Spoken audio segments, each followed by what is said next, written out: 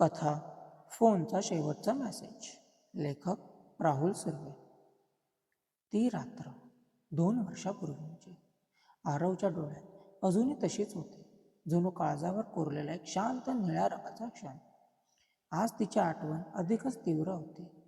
तो शहरातील जुन्या शांत पुलावर उभा होता, जिथे ते दोघे नेहमी भेटायचे. हातात जुना मोबाईल. आज तुझा बड्डे आहे. 2 वर्ष झाली तुला जाऊन, पण मेसेज टाकायचा मोह जात नाही.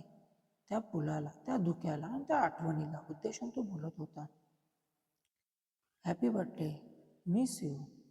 मेसेजमध्ये भावना होत्या, अपेक्षा नव्हत्या. हे सगळं एकट्या मनाचं बोलणं होतं. सेंड बटन दाबले. मोबाईलचा सिग्नल 0 दाखवत होता. 2 वर्षापासून या भागात सिग्नल कधीच येत नसे. सिग्नल नाही, नेहमीच. आरव. अचानक मोबाईल व्हायब्रेट झाला आणि स्क्रीनवर दिसलं, मेसेज डिलिव्हर. आरव थबकला.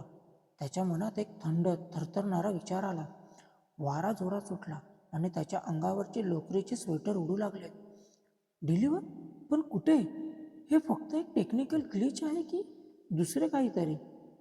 तेवढ्यात बाजूला एका मंद स्त्रीचा आवाज आला, अगदी रियासारखा. धन्यवाद आरव. तो आवाज अगदी जवळ होता, पण धुक्यातून येत होता. आरव मागे वळला. धुक्यात रियाची आकृती दिसली.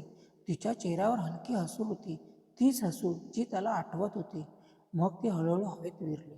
मोबाईलच्या स्क्रीनवर तिचं नाव चमकलं. लास्ट सीन नाव. आरवच्या चेहऱ्यावर थरकाप आणि हसू एकत्र आले. त्याच्या डोळ्यात पाणी होते, पण ते दुःखाचे नव्हते. आरव, प्रेम संपत नाही, फक्त सिग्नल बदलतो.